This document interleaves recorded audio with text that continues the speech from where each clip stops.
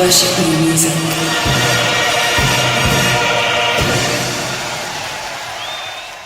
I always just feel as if it's a letdown. Whatever we do after that introduction is a letdown. They're not real, those crowds. They are. They're standing outside. That's a live feed. Wow. That's a live feed from Parliament Square. Jeepers. We're broadcasting. This is Adam and Joe, by the way. We're broadcasting live from the top of Nelson's Column inside a glass booth in the centre of London town, where we are receiving through the airwaves all the best unsigned music from across Europe. I've got a cola burp coming up. Have you got a little cola burp?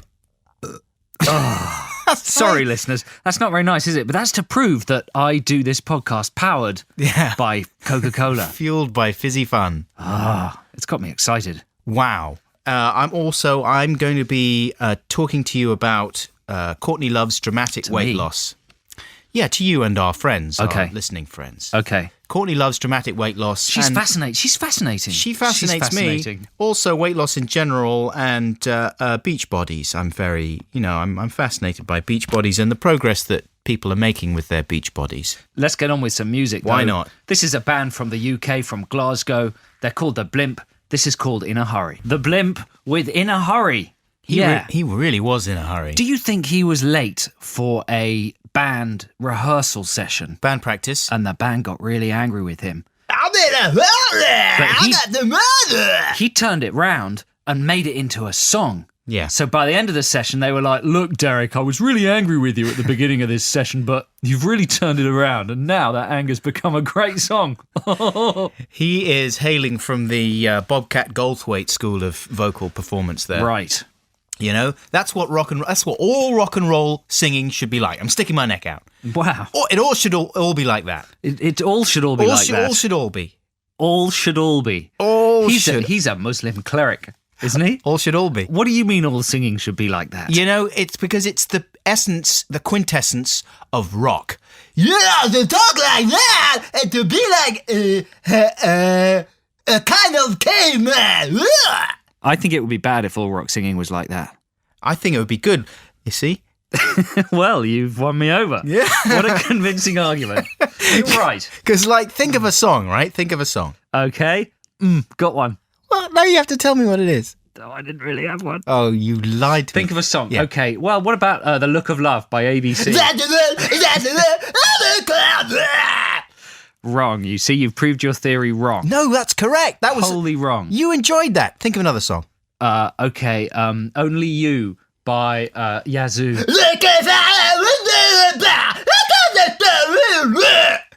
You're hysterical today. That was good though. That was better than the original, wasn't it? Better. You're right. Yeah, you're right. Just for fear of you, I'm going to say you're right.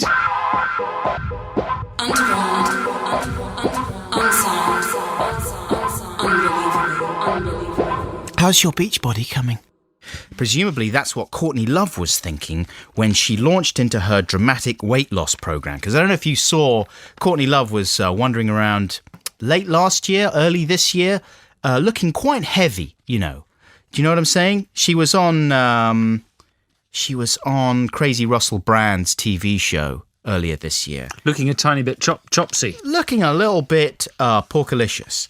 And, you know, still like a delightful person, but maybe just she'd been eating too many sausages with mash and also beer on top of the mash and then some sugar.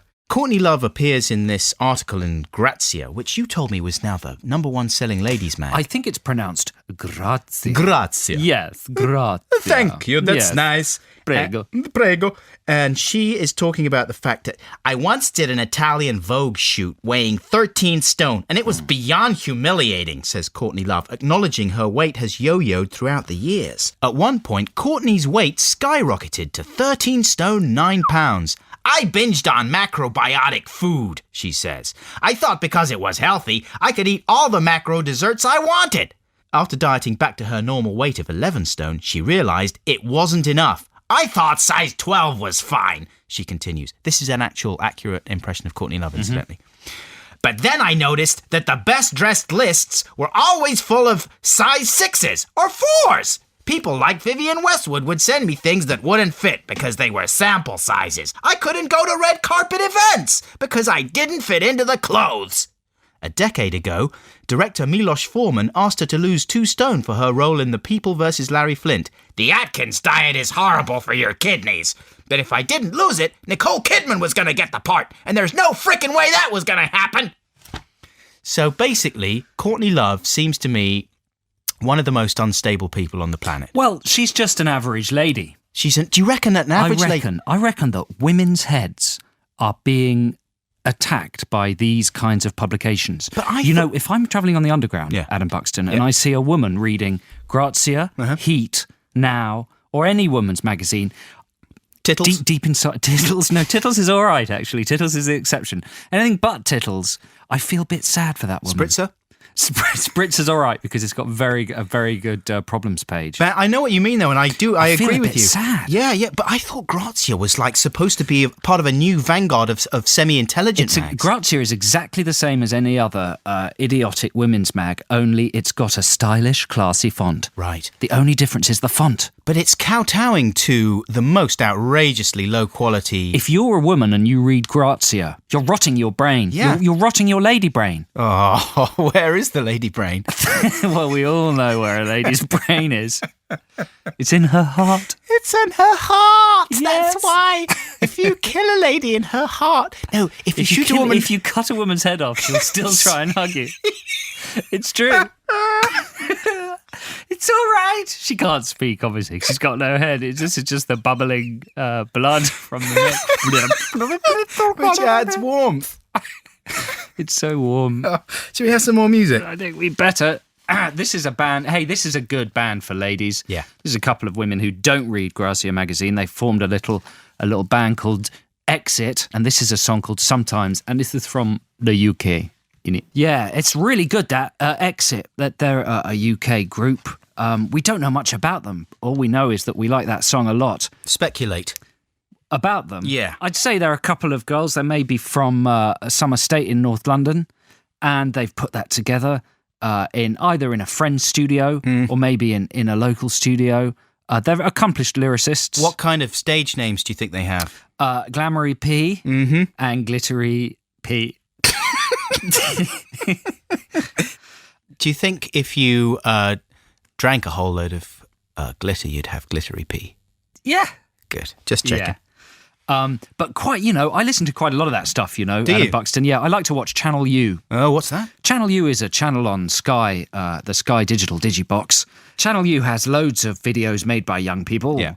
Who live often in difficult circumstances. Oh, they're my favourite kind of young Yes, people. and they like to rap, and they make rap videos in their hoods or their ends. Oh, my gosh. And they write lyrics about their lives.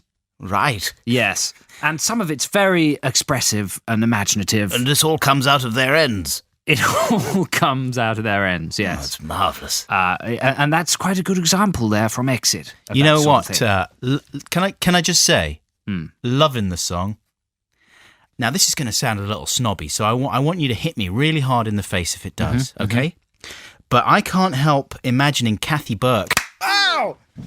I can't help imagining Kathy Burke when they're singing there as Waynetta Slob. You know what I'm saying? Those kind of North London accents going there. That's my problem, though, isn't it? You've really portrayed the hood. I'm really sorry. I just can't help it. You're not coming up in my ends anymore. I'm smoking a fag. That's so... That's what I imagine them saying. Terrible thing to say. I'm really sorry.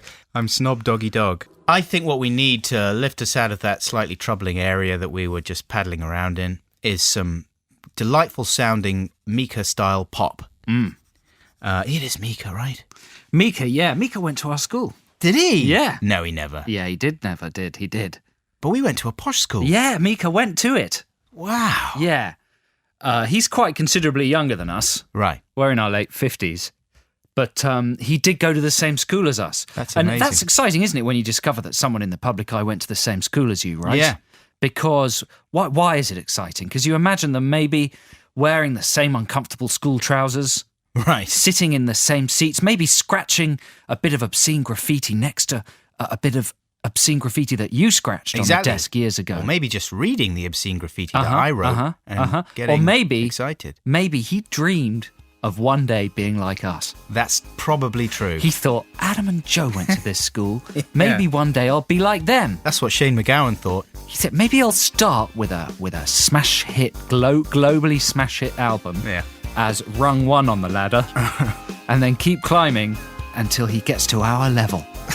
That's almost certainly true. Anyway, that's Mika. This isn't Mika. Is not Mika. This is You Know. Spelt with a Y. Yeah, enjoy. That's You Know with It's Not Getting Better. Oh, do you think that's a medical complaint he's got there? Probably. It's a very slick song, though. It's not, it's a worrying thing when things don't get better. Yeah, you should always consult your doctor if things haven't cleared up. How long would you leave it before going to a doctor? What is it? Well, let's say, just for the sake of politeness, an ingrowing toenail. No, let's not say that. Let's say it's a cut on your foot that doesn't seem to be healing. I would leave a cut on my foot that doesn't seem to be healing a month. A month? Yeah. Is it bleeding? No, it's just painful. Yeah, a month. Right. Yeah. And then after that... After that, cut it off. Seek medical advice. Cut the foot off. So that's our advice for You Know there. If it doesn't seem to be getting better after a month, you should really pop off to the doctor. You know, that's a very polished track. You could hear that being played on Capital Radio, maybe. I'm not saying they actually play it, but one could imagine it being played. Yes. Getting into the top 10. But it wouldn't be what it is without those cool synth sounds, right? Unusual. And it seems to me a lot of music these days, to quite a large extent, relies on the musicians, not necessarily their musical genius, but just on getting hold of really cool sounds. Good little wobbly sounds. Now, I was watching a thing last night about Damon Albarn and Jamie, is he called Hewlett? Yeah.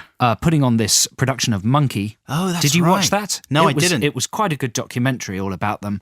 But to get the correct Chinese sounds, right, because the story of Monkey is set in China, he got in 3 amazingly rare instruments. Right. One of them was like, I don't know what it's called, it's like a glass harmonium. But it's basically a musical instrument that is the equivalent of playing glasses, you know, when you fill them with water and run your finger around the top of them. Yes. Have you ever seen one of those? No. And basically, it's like a big glass tube that simulates the edges of glasses, and the whole thing rotates. And it's got different widths of glass, so you just run your fingers along the top of it as it rotates, right. Wet them and run them along the top, and it makes these amazing glassy sounds. Wow. Another thing he'd done was invent an instrument that was inspired by a visit to China he had, and he was lying on his hotel bed, he had his DAT recorder, and he put the microphone out of the window and just listened to the sound of the amazing traffic in China. Yeah. All the amazing car horns and stuff. So he had Gavin Turk design an instrument to replicate these traffic noises. Wait, is the traffic in China that much more different to traffic in other countries? Yeah. Why? Because there's many different types of vehicle. Chinese traffic? Bicycles, rickshaws, mopeds, taxis, buses. They've all got old-style air horns. Honking? Yeah, honky, different types of honky-tonkness. So they invented this amazing instrument which has hundreds of car horns on it that are all activated by a keyboard. So you can kind of play the traffic. That sounds like the Muppaphone. Do you remember the Muppaphone? I do remember the Muppaphone, yeah, with the little furry guys. Yeah, they were all lined up. With a hammer. And one of them, it was Gonzo, ow, was it? Ow, ow. Exactly. Ow, ow, ow. Ooh, ow, ee, ow, ooh, ow. The Muppaphone's genius. You could do that with kids. Can you invent a new instrument? I'm saying, do it with kids. A kidophone. A kidophone, and you just hit them. And they what make are you hitting them with? Well, just like a fist or a hammer. Mm-hmm. And then they make sounds. You've got children as well. Yeah. No, listen, I'm joking, obviously. You would only push them or tease them, upset them, and then they'd cry at different frequencies. I'm still joking. What would the new instrument be? I don't know. A winkerphone. A winkerphone? Yeah, I spoke before thinking. I don't know what a winkerphone is. What about a fartalizer? Well, that's tempting, isn't it? Some sort of device that could be put in the anus to harness the noises that come thenceforth. The power of stinky wind. I was on holiday with a friend. Were you? Yeah. Well done, man. This friend made more noises than anyone I've ever encountered before. Does that ever get on your tits? when you're with a friend and you're in an environment where it should be quite quiet, but they just make a lot of What kind of noises are we talking about? burping, Oh, yeah. a lot of sighing, a lot of chewing, a lot of... He started to fart. He got too relaxed on this holiday Yeah. and started to fart unannounced, Wow. just in social situations. That's very relaxed. That's crossing a line with me. A little Isn't bit. it with you? Well, I think I always apologise or excuse Or myself. leave the room. After, yeah, exactly. Even after a burp, I'll excuse myself in company, even with my wife or whatever. This guy didn't. That's outrageous. It started getting on my tits a I'm bit. sure it did. So I said to him, you're like some kind of organic musical instrument this morning. Trying not to sound aggressive. Yeah, I know. I mean, I'm not complaining, I said, but there's an incredible range of noises coming out of you I can today. imagine you saying that.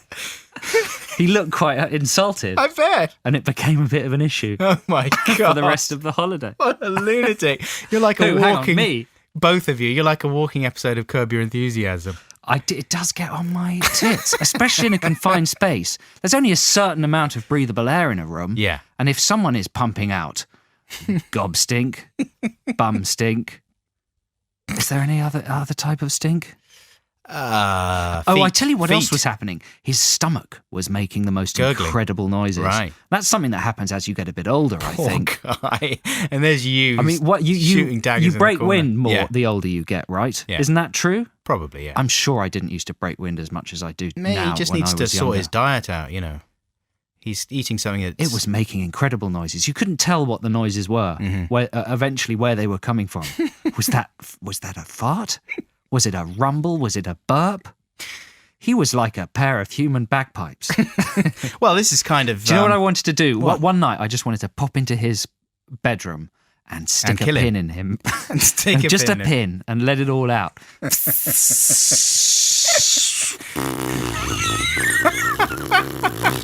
All the next day's air. Well, folks, thank you very much indeed for listening. It's been a pleasure rambling at you. I hope you enjoyed yourselves. We'll be back in a couple of weeks, or thereabouts, Yeah. for more of the same. Take care. I love you. Bye. Goodbye.